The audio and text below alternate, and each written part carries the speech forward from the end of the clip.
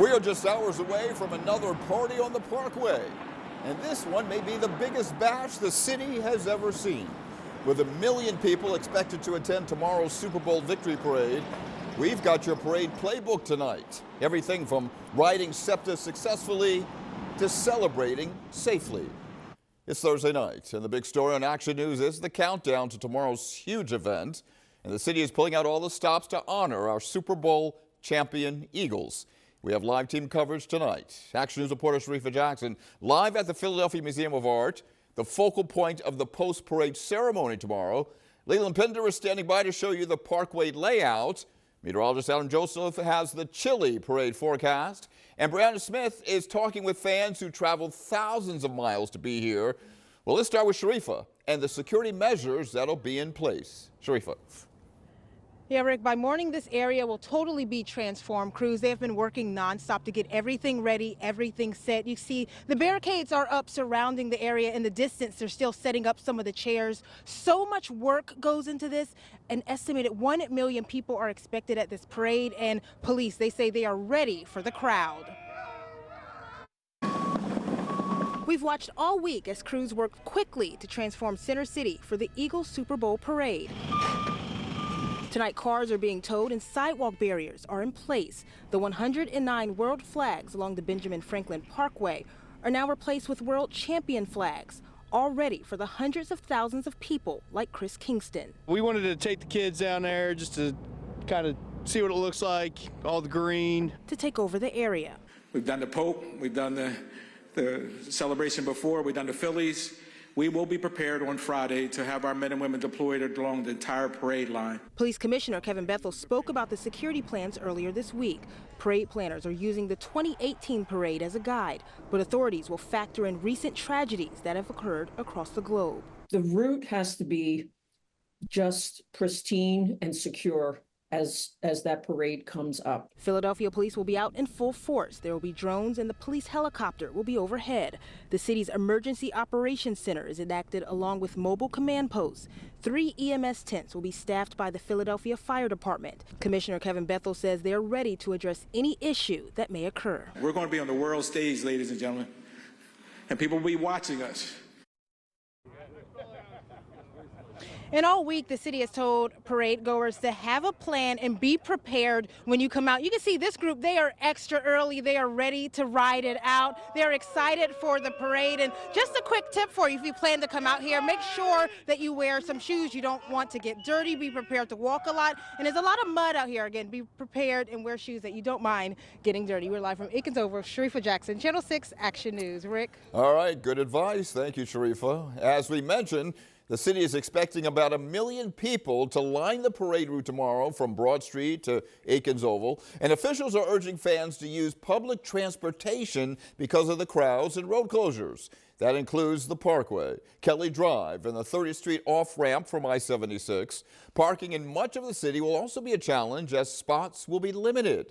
The Philadelphia Visitor Center suggested parking in Old City and walking.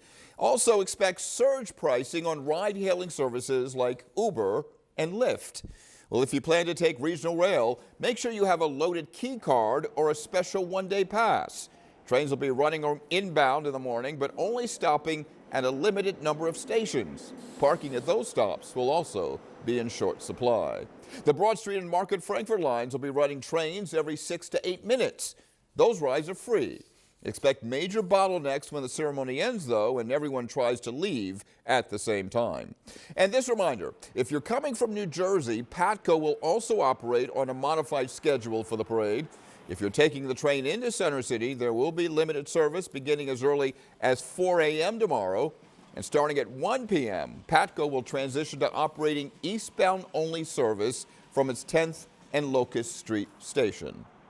If you're making it to the parade, there are several places to see the ceremony, even if you can't get close to the Philadelphia Museum of Art. Action News reporter Leland Pinder is live in Center City with a playbook on how to enjoy the parade even from a distance. Leland. Yeah, hey Rick, those Jumbotrons are going to be lining the parkway in different spots so folks can get up close to things even if they're actually kind of far away. Organizers also want to have some conveniences nearby for fans because they will be out here for several hours, including some folks I talked to who've already got their spot by the art museum. Go Eagles!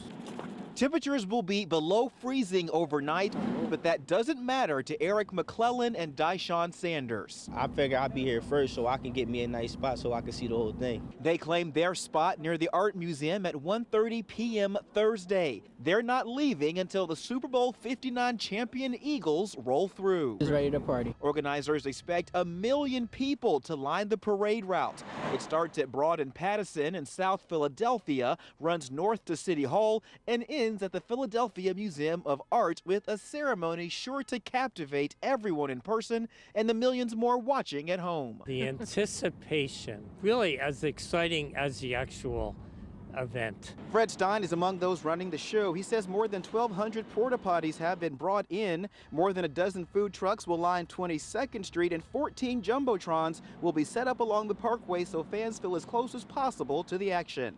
The first at Broad and JFK. The coordination has been day and night now to make sure that all of our friends, families will just have a great time. Officials say it's not a bad idea to get in place early. McClellan got that message loud and clear. It's gonna be legendary tomorrow, man. I gotta see it. And as you might imagine, Rick, it is cold out here and actually quite windy, but McClellan there tells me they've got blankets and they've got food, so they are good to go overnight and they're ready for tomorrow. Live here in Center City, Leland Pender, Channel 6 Action News. All right, those are true Eagles fans, that's for sure. Leland, thank you for that report. Just like during the parade back in 2018, a lot of people will be using their cell phones, and service bandwidth may be faulty tomorrow. So consider texts or posts through social media apps to communicate. Verizon tells Action News its network is ready to handle the expected increased data usage, and will have network engineers on site and monitoring it remotely to ensure customers stay connected. Well, this reminder, go to 6abc.com/Eagles Parade to find our parade playbook. It has everything you need to know, from road closures, public transit schedules, to the parade route itself.